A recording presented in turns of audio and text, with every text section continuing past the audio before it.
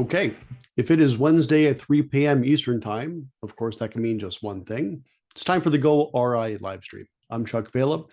And as always, I'd like to take this time on Wednesday afternoons to kind of put some attention on what is new on www.goRIA.com. And this week, we have a really good treat. We have April Rudin, the founder, of course, of the Rudin Group, and a very well-known marketing guru. And in just a moment, I'm going to play a little snippet of the podcast that just dropped this morning.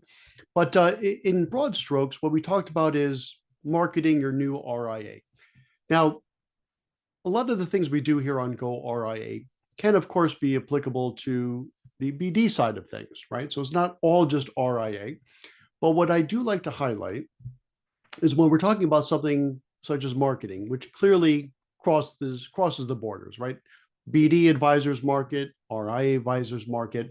But what we do talk about in this podcast with April are some of the differences, and some of them are not insignificant, on how you're able to market your RIA, perhaps with some more freedoms that you would perhaps not have in the BD space. But here's a little taste of what April and I talked about. Okay, with that said, April, welcome to the show. Thanks, Chuck. Great to see you, and it's a pleasure to be here on my favorite topic, marketing. Oh, and my favorite topic, RIA. It's like the Reese's Peanut Butter Cup, goes better together, right? Totally. That's us. So having said that, and I'm really glad that you've taken some time to be on the show here. I know you are the marketing guru. So how have you seen marketing in the RIA space, perhaps different, compare and contrast, if you will, to the broker-dealer space? What would you say about that? Well, the main difference is, of course, that for independent RIAs, they are more or less in charge of their own marketing, which can be very good. It's definitely less compliance driven. It's definitely more ability to be creative and a greater ability to be more personalized in terms of your marketing, your outreach, and your brand and all of that. On the other hand, though, many people who do go RIA are not sure about marketing. So that the guidance and the way that you do that needs to be very carefully drawn out. So I always like to say the planners need a plan on that as well. And so I think that really is the fundamental those are the two big differences there. Mm-hmm.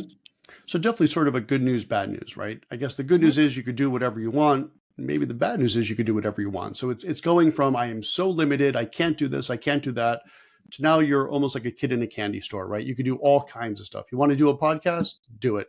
You want to do some live streams? Do it. You want to do a blog? Do it. But now you have to almost pare it down, right? It gets a bit like drinking from a fire hose. What kind of guidance would you give advisors looking to go RIA as they're now putting together a marketing plan that has less restrictions, but also perhaps maybe some pitfalls they got to watch out for?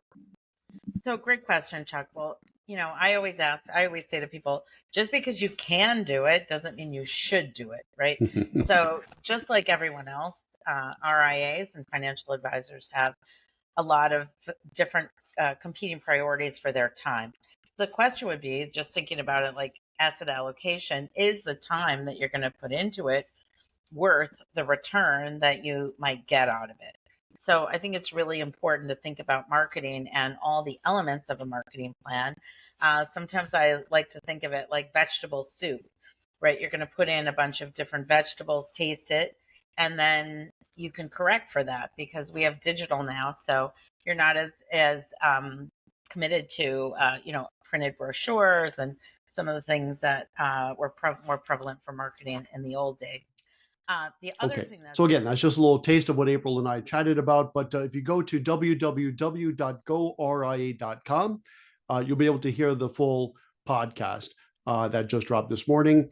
And while you're there at goRIA.com, check out some of the recent podcasts we've had. We had some great ones. Michael Kitts is one that we just dropped the week before last. Diana Cabrisi. Oh boy, there's a whole bunch here. I'm kind of, there's just so many, they all don't come to mind. So go to www.goRIA, check them out, and I don't think you'll be disappointed. So until next week, on behalf of goRIA, fueled by investment news, I'm Chuck Vela, and I will see you soon. Thanks for tuning in.